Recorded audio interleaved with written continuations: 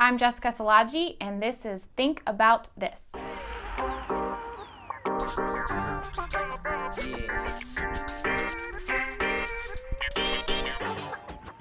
I recently released a 20-part series on the city of Brooklyn in rural southeast Georgia. Over the last 6 months, I've investigated the town's police department from top to bottom, watched 5 employees, including a chief, leave law enforcement altogether, and more recently, I've been scanning the seemingly endless lawsuits that have been rolling in. One of my friends in law enforcement actually called it a takedown of a criminal regime. I'm not sure I take it that far, but the series has highlighted a handful of problems I already knew existed in other departments, except that the once shining city on the hill of Brooklyn is the glowing example of what happens in the shade of the sewer. It's been interesting to discuss, and the commentary from readers has been enlightening and humorous, but 2 questions seem to be recurring, and they're the ones I receive the most. First, why does this happen, or how does this happen? And 2, do you have a distrust for law enforcement now? The truth is, I get complaints about law enforcement all of the time. As a writer, I have a policy that I won't write about one exclusive incident, but I instead focus on patterns. Brooklyn was an identifiable pattern that included a number of bad actors in the agency, probably among the worst I have ever seen, and the worst I hope I'll ever see. But all of the bad cops are gone now, and many of the problems still keep exposing themselves. So what gives?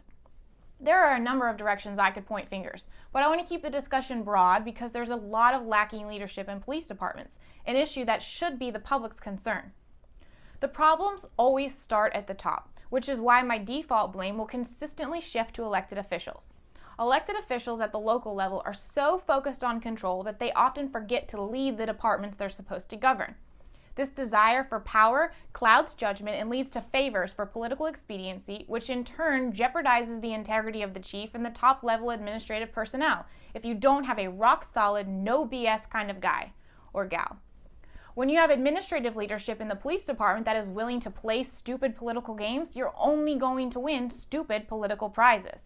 The internal leadership, which is supposed to govern by example, can foster an environment that breeds transparency, accountability, and community-oriented policing, or it can breed an environment that leaves officers misguided, without a navigational beacon, and of the belief that they answer to no one.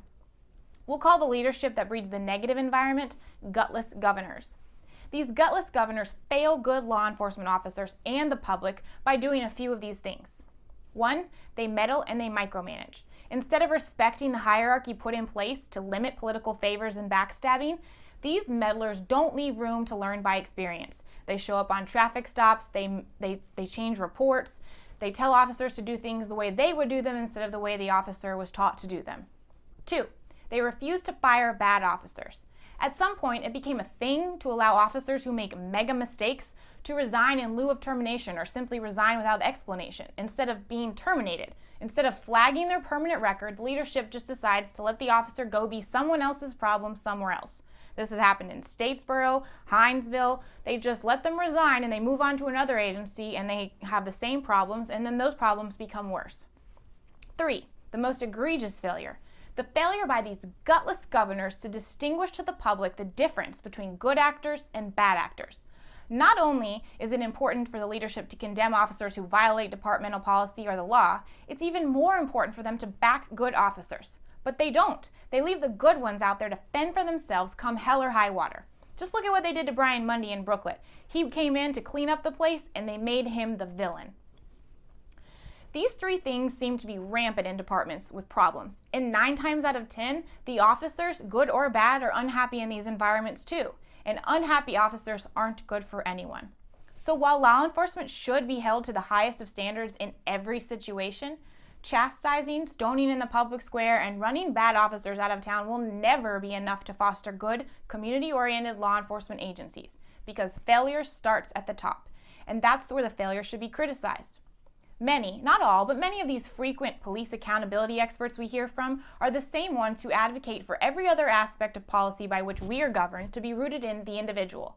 But when it comes to police, they're suddenly so ready to generalize and they forget about the individual.